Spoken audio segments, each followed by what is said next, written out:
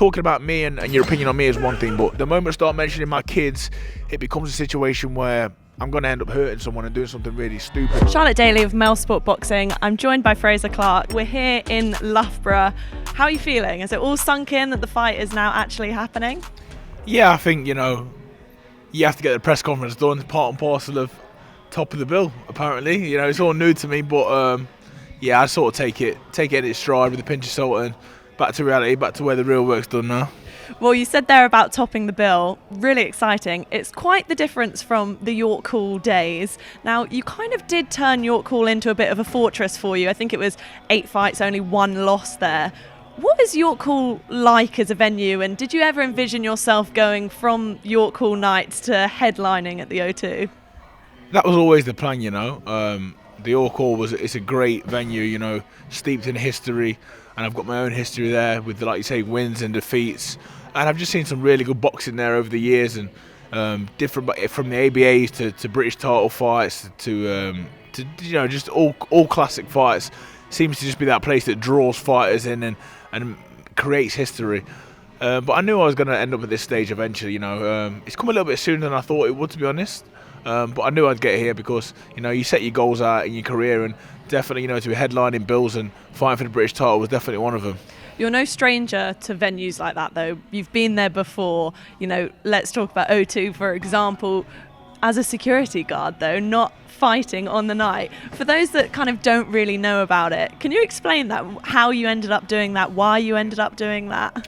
So the story behind that is I was always boxing. I've been boxing since I was 11 years old.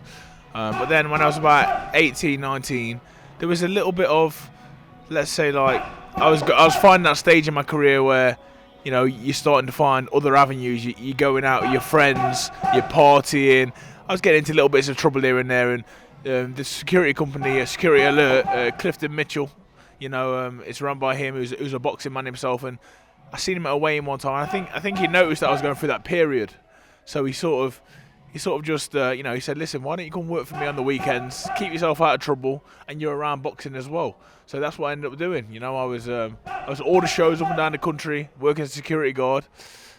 But I just loved it because I was around boxing. It's my passion anyway, so I find it very, very lovely and very, very educating to just be around the boxing shows all weekend. Yeah, you said you loved it. That was going to be my question. Did you enjoy it and find it motivational, or did it kind of frustrate you that you were thinking, I should be that guy in the ring? No, because I knew it would come. I knew it wasn't my time yet, you know what I mean?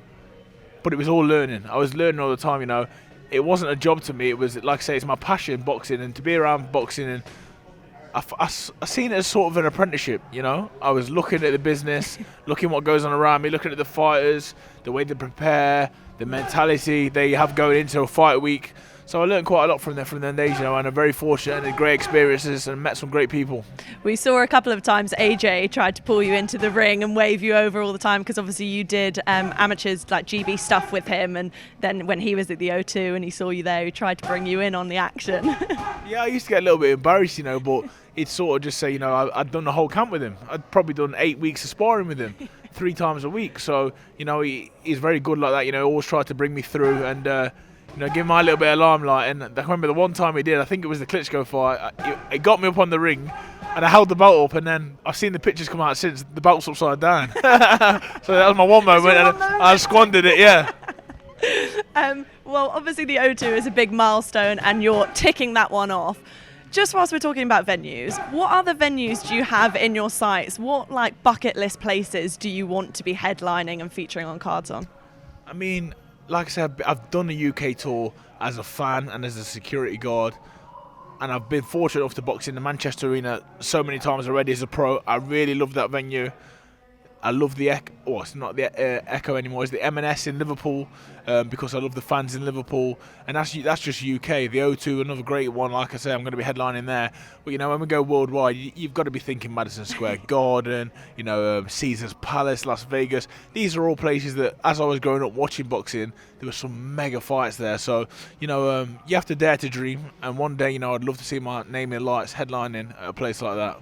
Do you know, I think I heard you say before actually that you're a big fan of The Hangover, so I had had a feeling Las Vegas might come into it. So I'm thinking you need to fight Francis Ngannou, get Mike Tyson in the opposite corner, and then have an after party and recreate that movie. It's already in the head, you know. It's planned. Every time I watch that movie, I say, this will be me one day. I mean, I don't know why I wish that carnage upon myself, but I like have a good time doing it. And that's what we're here for, a good time. I love the sport, but I love a good time as well. Well, let's not get ahead of ourselves too much. Obviously, we have this fight coming up with Fabio Wardley. Now, I always think of him as a boxer that kind of wears his heart on his sleeve. He can get carried away with his emotions sometimes in the ring. But what do you make of him as a boxer and his kind of style? How would you describe it? Do you know what? This is a strange one, because this bill has been called bad blood. Now, there's definitely not a friendship there, but I wouldn't say it's bad blood. What I would say is I respect the way he wears his heart on his sleeve. I respect the way he fights, and I respect the way he can dig deep. You know, there's not a lot of people that can do it, and I've seen him do it. So his style is aggressive. He means business, and that's exactly what I'm going to prepare for. You know, people probably haven't had to see that out of me yet, but I can assure them that, you know, I have that inside of me as well. So I think when the two styles gel, it'll make fire. Yeah, that's one of the things people always talk about, styles make fights. And, you know, there is that history between you guys. Obviously, we wanted the fight before, it didn't happen. There's been a bit of back and forth. Stylistically, you've said there that you think it will bring the best out of you. You'll probably bring the best out of him as well. Do you think this will be a fight that people will be talking about for a very long time after it happens? Well, Fabio is known to be in exciting fights. You know, I don't think none of mine have been blockbusters as of yet. But, you know, through my amateur career, I was always in exciting fights as well. And that was always when there was two people there trying to win, because that was the case every time. So far as a pro, some fights people haven't turned up to win. But when me and another guy that's very determined, very driven, we're both in the ring, we're both trying to win. There'll be no punches pulled, and I think we'll settle it like men. Now, we spoke before about your previous opponents and amateur versus professional and things like that, and you kind of said to me, look, that's all in the past. It doesn't really matter now. It's about what's ahead. But past opponents we obviously have to talk about. Dave Allen is one of those past opponents. He's now come out and said, don't shoot the messenger here, but he's come out and said that you went a hard fight for him, and that he thinks that you only caught him with 2 decent punches. He said that he actually thinks had he not pulled himself out of the fight, you would have been disqualified for low blows. What do you make of all of this suddenly coming out and saying all of this now that you're fighting Fabio? Yeah, it's very typical Dave Allen, you know, a really nice fella, you know, fan favourite, but a man that's full of excuses. You know, his whole career's been full of excuses. And I see him now, you know, and you know, I sort of sometimes, you know, as the nice person, I'd like to reach out, because I think he has got a few demons. You know, he lives in the past. You know, what if I did this? What if I did that? That's sort of not the way to be. He's dead honest. Don't get me wrong, but I was sat in the medical room with him at the back, and if that's just what 2 shots did to him, imagine if I caught him with more. The man couldn't speak. He has a little child. He's expecting another child at the time. So I was kind of glad that the fight didn't go any further, and he made the right decision pulling himself out. But you know, if that's him trying to throw shade on me, you know, I think he needs to look at his own career and what he's done himself. You know what I mean? He's a great talker. He brings entertainment with his mouth, but he's never been in an exciting fight yet. You know, he's had his win over Lucas Browne, and that was his moment. And I think he just needs to remember that, because you know the best way to talk in boxing is to do it in the ring. And let's be honest, he's not said much in the ring.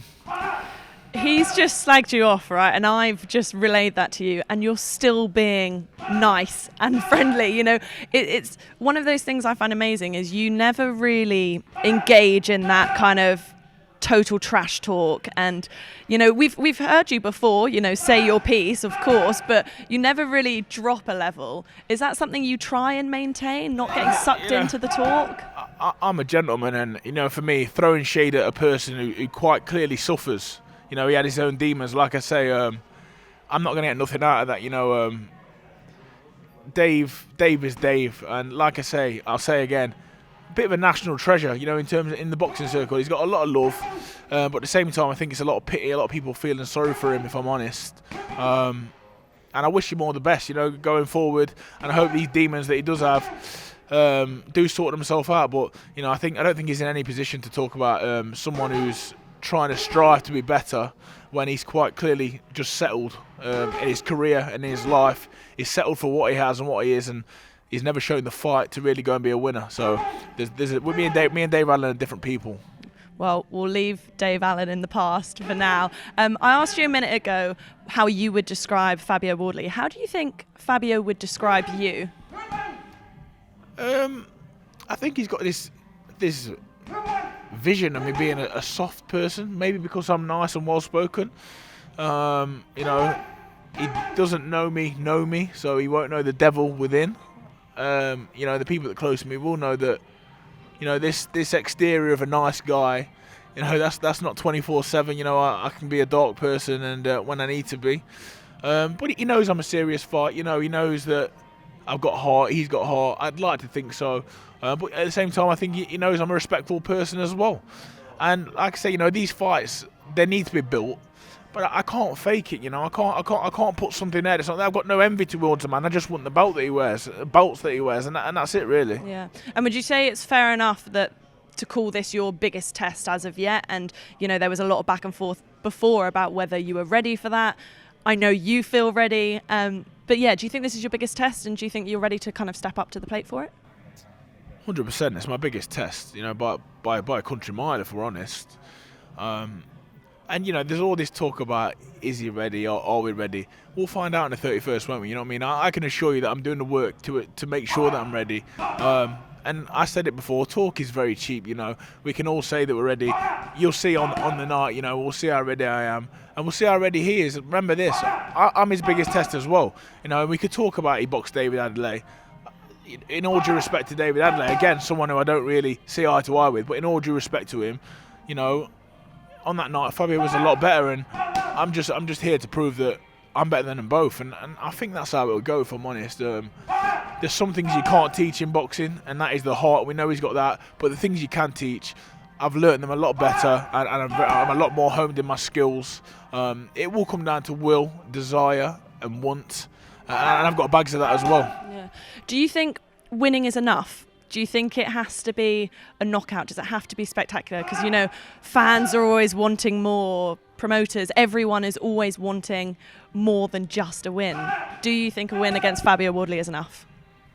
Winning is everything, in my eyes. That sort of the winner stays on. Would we all love to have them spectacular knockouts? And am I still waiting for my sort of signature moment? Yeah, I am. So I would love to do that. I would love to knock him out. But first and foremost, win.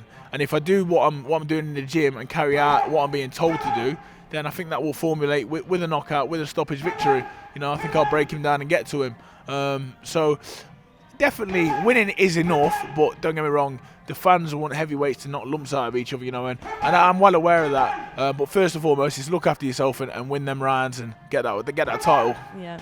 Now, we can't finish without talking about Purse Bid Gate. We're not going to go into the details of it, but do you think that was kind of a baptism of fire? Because before that, everything was running pretty smoothly for you until that moment. Was that the first time you experienced the almost politics of boxing? If I'm honest, I think it was one of the best things that's happened to me in my career so far as a professional. I think it was, like you say, a baptism of fire. This isn't all sunshine and rainbows. This can be a really nasty place at times, a really dark place. And I say this all the time, and people say, ignore what everyone says, ignore the media, ignore the fans. We live in a world where it's really hard to ignore things because you see it everywhere. We can become monks. We can stay off social media if we choose to, but I chose not to. So I did see a few hurtful comments and a lot of doubt in people doubting me. But for a few days it was really difficult. I can't lie. I stayed in my hotel up the road here in a dark room for a couple of days, really upset and sort of not angry at myself, but angry at everyone else around me. The people that I thought were supposed to be on my side, I felt like I was let down a little bit. But I was assured that this fight will happen, and that was the only thing that kept me going. That was the saving grace, as to say. But yeah, you know what? It was really tough for me up made me have thicker skin, made me have a different outlook on boxing.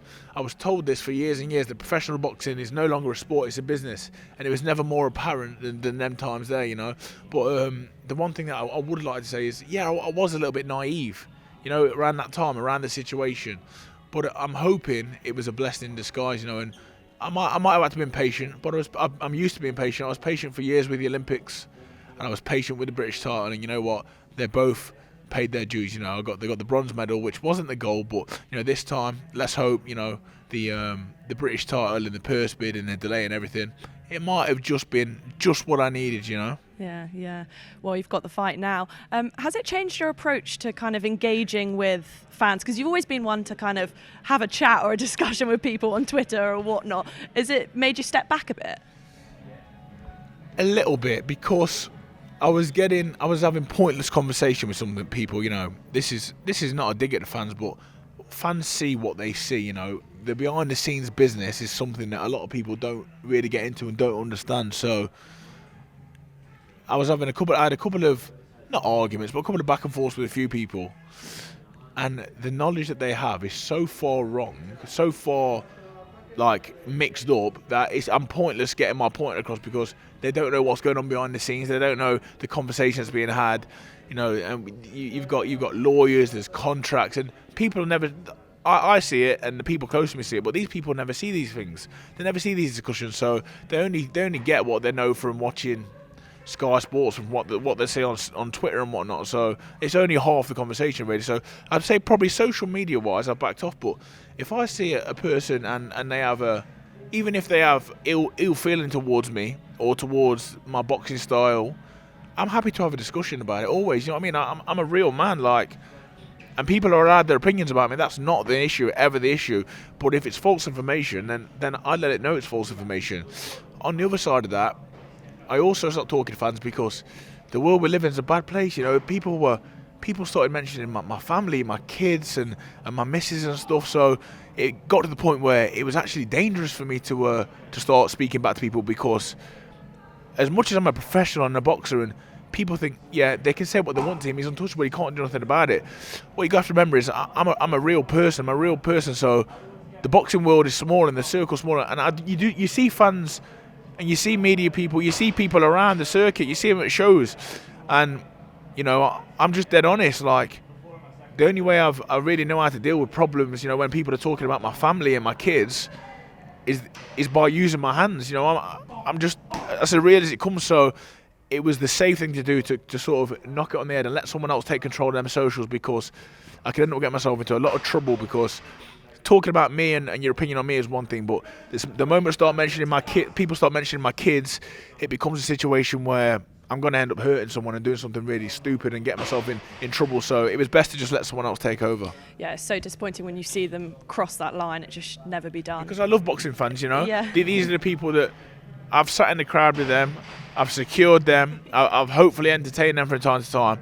And it's not all, it's just a minority, you know, and they've all got a fake display picture with a fake name. They're not going to show themselves, but it's just a keyboard warriors, right? Cowardly thing, you know. Talk about me all you want, you know, my style, my appearance, whatever. But my two children, one's 7 and one's 2, and there's some awful things said about them. Do you know what I mean? So I just, that was a little bit of a sour taste. Yeah, you know what I mean? I can see why. Obviously, you've said there that you're open to criticisms when it comes to boxing itself. Now, does it annoy you when people underestimate you? Like, I saw that conversation with Simon Jordan at the Joshua Buatsi fight, and he said, "Oh, I think Fabio will have you." Does it frustrate you? No, not at all, honestly, if I'm honest. And there's a bit of a backstory with that one, because I actually sat on that ring probably 2 months ago now. Richard Rapport was on Zoom to Simon Jordan, and I think a couple of days before that, someone sent me a clip of Simon Jordan talking about Fabio Wardley, and he couldn't have had his head any further up Fabio's arse. So basically, I just jumped in the Zoom with Richard and said, "Oh, nice to see you. You know, your head's out of Fabio's arse, you know." And he politely told me to piss off and said, "I'll talk to you when it's your time to talk," which is fair enough, you know. It's all banter. And then I seen him at the fight, and knowing he's a Wardley fan and knowing he likes Fabio's style of fighting, which is not a problem. So I asked him, sort of knowing he was going to say Fabio Wardley, but does it bother me that he doesn't that he thinks he's going to be the winner. No, he's like anyone else. He's a fan. He's a boxing fan. He talks a lot about boxing, and he's got his opinion. And it's sort of nice to be able to use that to, you know, when times are hard in the gym. It is nice to prove people wrong. So, you know, Simon could be one of the key motivators. You know, him and so many others. You know, it's good to work off that, and you shouldn't ever get your back about people having an opinion, because I think that's what makes the sport, you know, interesting. You know, people are diverse. People have different opinions about different fights. Yeah. Well, maybe you could hang a photo of Simon Jordan somewhere in the gym for that motivation while you're in the ring. It's not worth that effort. Don't get me wrong. He said it, and it might be in the back of the mind somewhere. But you know, I'm not going to go to them levels. Definitely not. Well, thank you so much for your time. Appreciate it as always. No problem.